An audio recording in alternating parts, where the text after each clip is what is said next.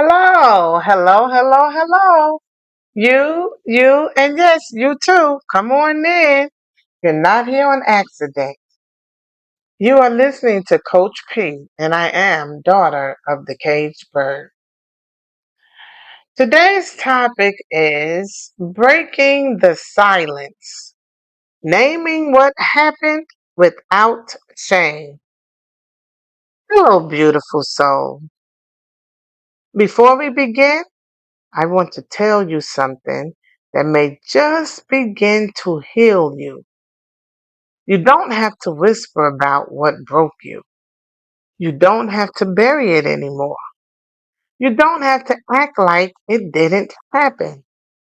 Because today we're going to do something that many women are terrified to do. Something we were told not to do. Something we've avoided because the fear of judgment was louder than our pain. Today, we are going to break the silence. We are going to name what happened, and we are going to do it without shame. The silence we're told to keep for years, maybe your whole life, you've been told to be quiet, to hush. We don't talk about that. We don't tell that. We don't tell family secrets. To not talk about it. To keep it in the family. Hmm. Maybe you were a child when it happened. Maybe you didn't even have the words back then to describe what was done to you. And by the time you found the words, you were already convinced they were too dangerous to speak. You were told, don't ruin his life. That was a long time ago. You're being dramatic. If you just stay quiet, everything will go back to normal. But Olivia, everything was never normal to begin with. Silence is not peace.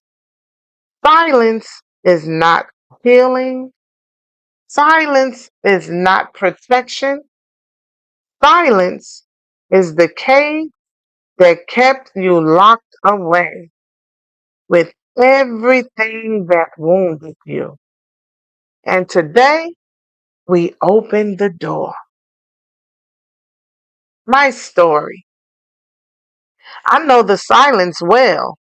I lived in it for years. I am the product of incest. My mother was touched by her father, my grandfather, and I was born from that abuse.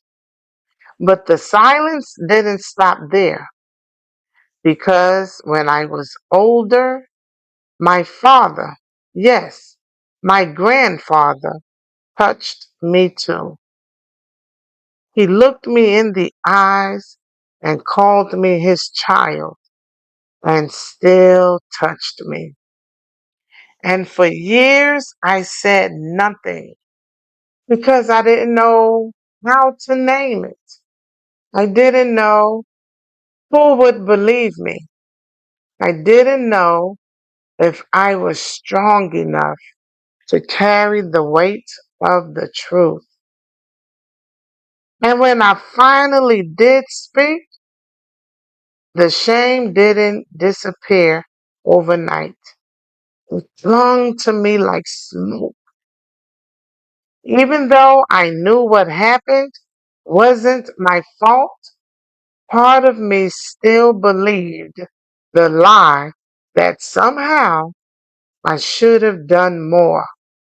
I should have said something sooner. But silence was my survival. until I realized that survival isn't the same as healing. So I began to name it out loud, on paper, in prayer, in therapy. And each time I said it, the chains around my voice got a little looser. And I realized truth is powerful. Naming what happened. Let's say it together now. I was touched. I was touched in ways that were not okay. I was touched by a family member that I trusted.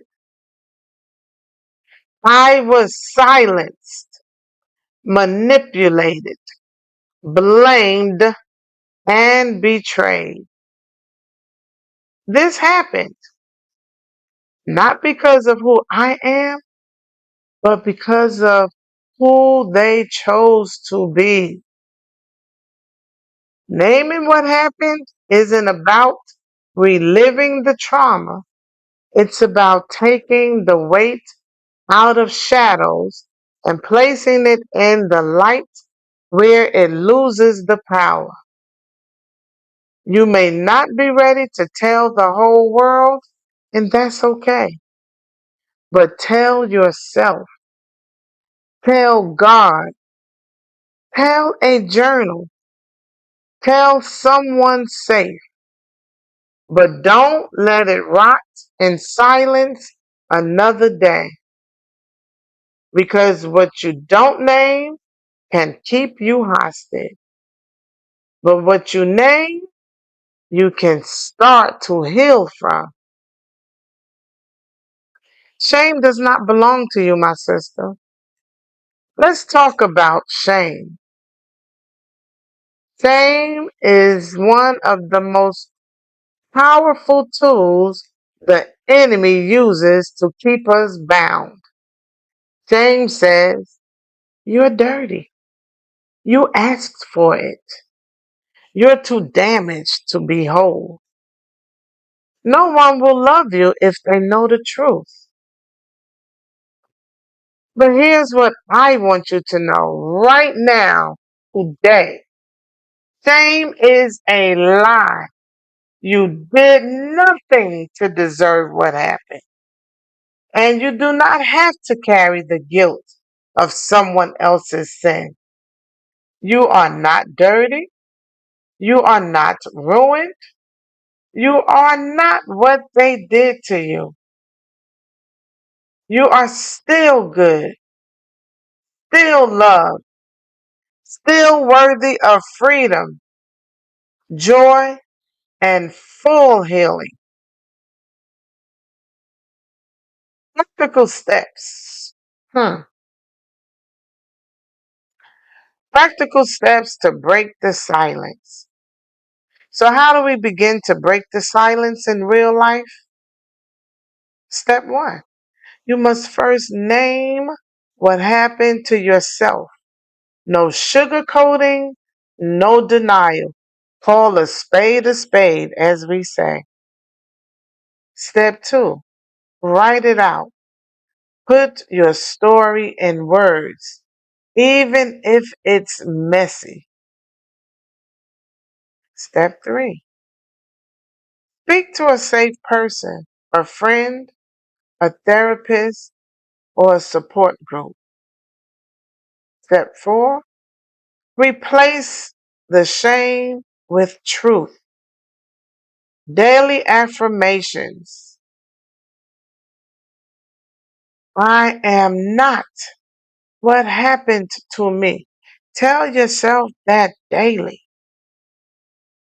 I will not be silent anymore. What happened to me was not my fault. My voice matters. My truth is sacred. I am not the shame I was made to carry. I am healing. I am rising. I am free. Today, today, you took a holy step, my sister.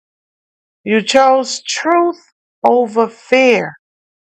You chose to begin the journey of breaking the silence, naming the pain, and reclaiming your power.